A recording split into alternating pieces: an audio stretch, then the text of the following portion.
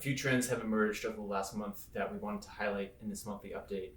In semis and semicap equipment, supply constraints persist and are likely to persist into 2022 until more capacity comes online. In semi equipment, you can see historical wafer fab equipment spend on this slide here.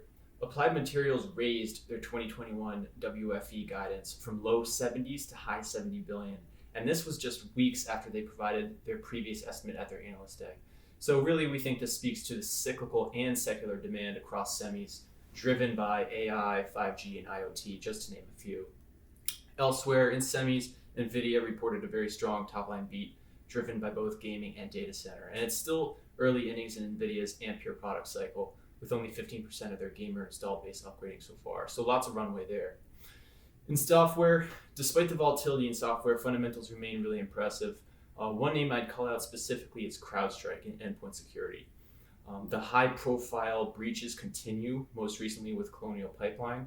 President Biden recently signed an executive order to modernize the government's security posture, and he specifically called out adopting zero trust architectures.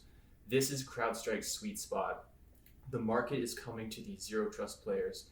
This is true for CrowdStrike, Cloudflare, Zscaler, and others.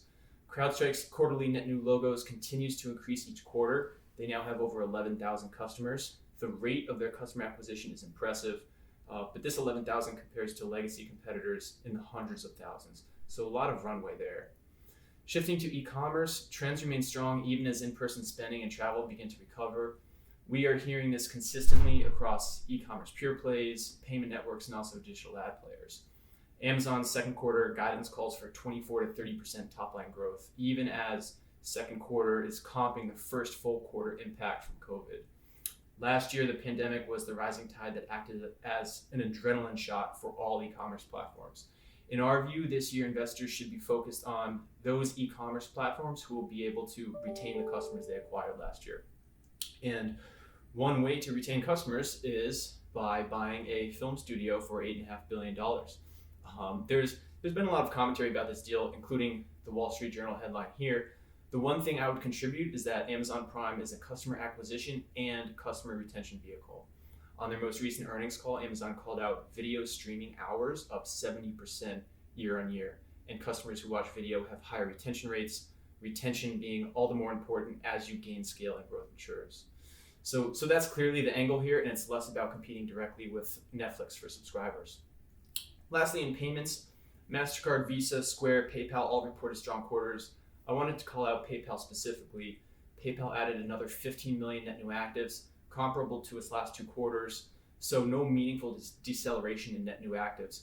Meanwhile, engagement, as measured by transactions per account, is increasing, driven by new features like cryptocurrency trading and buy now, pay later. So this was a thesis confirming quarter for us that PayPal is evolving from an e-commerce checkout button to a digital wallet super app.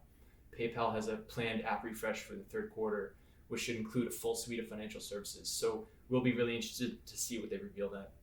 Lastly, things to watch for, a few things we'll be watching in June, several user and developer conferences, Adobe reporting in a couple weeks, a number of names we don't own, but we'll be following closely as they report, like Marvell, Coupa, and some others. And lastly, I would highlight Snowflake's Investor Day on June 10, in which we are hoping to get more detail around momentum with their data sharing and data marketplace, because we think that's really key to the long-term thesis. Investors should carefully consider the investment objectives, risk, charges, and expenses of the fund before investing. The prospectus, which contains more complete information about this and other matters, should be read carefully before investing. To obtain a prospectus, please call 1-800-GABELLI or visit www.gabelli.com.